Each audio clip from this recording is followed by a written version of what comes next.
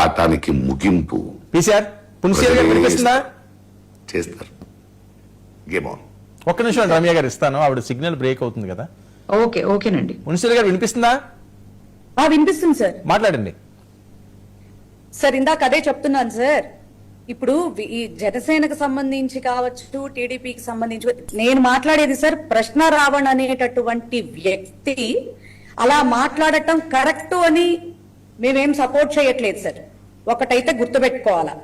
రెండోది, అసలు మనం ఆ మాటలు మాట్లాడేటప్పుడు ఎదుటి వ్యక్తిని మనం క్వశ్చన్ చేసేటప్పుడు అసలు మనకి ఆ అర్హత ఉందా అని తోటి పార్టీల వాళ్ళు ఆలోచించుకోవాలి.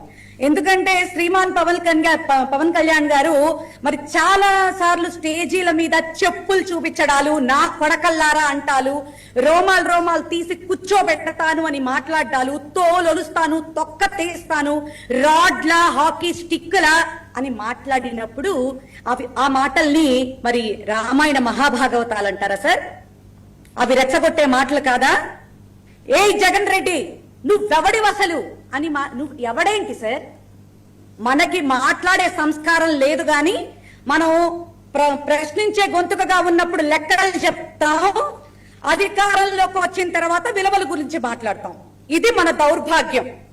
ఇప్పుడు ఆ ప్రశ్న రావణ్ అనే అతనికి మేము సపోర్ట్ చేసేస్తున్నామంట. ఏం మాట్లాడుతున్నారు మీరు? అసలు ఈ బిఎన్ఎస్ చట్టాలు 147, 148, 152, 192, 197, 353 తో పాటు ఉపా 1339 కూడా పెట్టాల్సిన అవసరం ఏం వచ్చింది? రాష్ట్ర వ్యాప్తంగా 120 కేసులు అతని మీద బనాయించాల్సిన అవసరం ఏం వచ్చింది? అంటే ఇప్పుడు మీరు మాకు నేర్పుతున్నారు. గుర్తు పెట్టుకోండి, ఆనాడు జగన్మోహన్ రెడ్డి గారిని పట్టుకొని టీడీపీలో ఉన్నటువంటి మహానుభావులు కావచ్చు, మహాశైరాళ్లు కావచ్చు, అలాగే ఇటు పవన్ కళ్యాణ్ గారు కావచ్చు, ఇతరత్ర ఇంకెవరైనా కావచ్చు, మా జగన్మోహన్ రెడ్డి గారిని పట్టుకుని ఏ రకంగా మాట్లాడారు? డిబెట్టుల్లో కూర్చున్న వాళ్ళు కూడా ఎంత సొంపుగా మాట్లాడారు. ఎవరికి తెలియని విషయాలా సార్? మా ఊరోడు ఎవరు లేకపోతే మా ఊరి కథోడు చెప్తారంట. ఈ రోజున ఆ సెక్షన్స్ పెట్టాల్సిన అవసరం ఏమొచ్చింది? మాట్లాడుతున్నారు కదా. మరి పోలీస్ వారి మీద కానీ ఇతరత్ర వాళ్ళ మీద కానీ కూర్చోబెట్టకుండా ఏం చేస్తారు? పోలీస్ స్టేషన్లలో కూర్చోబెట్టకుండా ఏం చేస్తారు?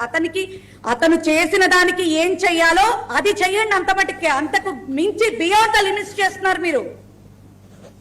ఆ రోజు ప్రశ్నించే గొంతుకగా హద్దులు మీరు మాట్లాడిన మీ నాయకుడిని మరి మేమేం చేయలే.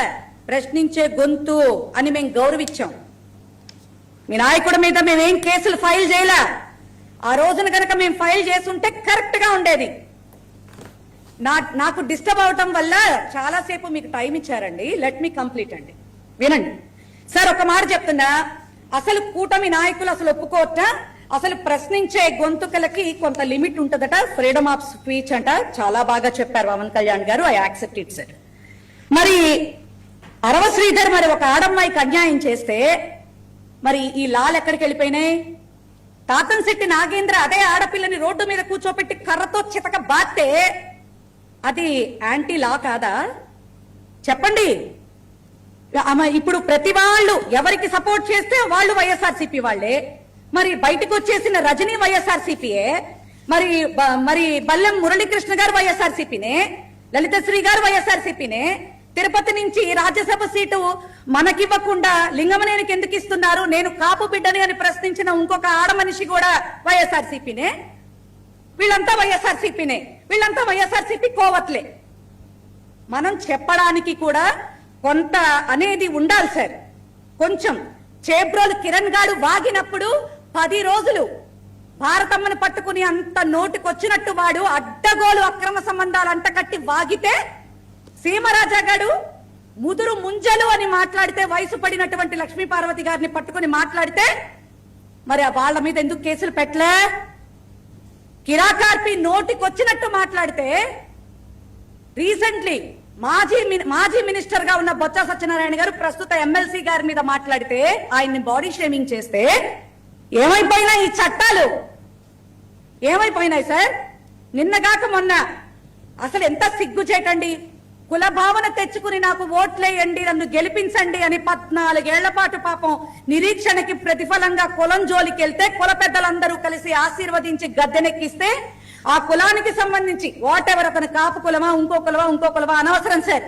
ఆ కుటుంబం బయటకు వచ్చి మేము జనసేనకి పనిచేసాం, మాది కాపు కులం, మేము రంగా గారి వర్గీయులం, మా రంగా గారు బతుకుంటే గనక మాకింత అన్యాయం జరిగేది కాదు అని వాళ్ళు మొరపెట్టుకుంటుంటే అతన్ని పట్టుకుని అసలు ఒక సిఐ దారుణంగా వెనకాల ఉన్న పెద్దల సహాయంతో ఆ పిల్లాన్ని అన్యాయంగా బూడిద చేస్తే ఆ విషయం మాట్లాడకుండా, రోడ్డు మీదకి వచ్చి మాట్లాడుతున్న తల్లి గురించి మాట్లాడకుండా అదేంటి శవ రాజకీయం, కుల రాజకీయం ఇవా మాట్లాడేది?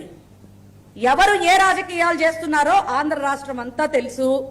మనం మసిపూసి మారేడుకాయ చేసుకున్నంత మాత్రాన, కహానీ కబుర్లు చెప్పుకున్నంత మాత్రాన, కవరేజీ కార్యక్రమాలు చేసినంత మాత్రాన ఎవరు ఏంటి అనేది 2 ఏళ్లలో స్పష్టమైపోయింది. What is Jaganmohan Reddy, what is కూటమి అని మనం చెప్పాల్సిన పనేం లేదు సార్. మన దగ్గర తప్పు పెట్టుకుని ఎదుటి వాళ్ళకి నీతులు చెప్పాలని చూస్తే చాలా అసహ్యంగా ఉంటుంది. Right, okay.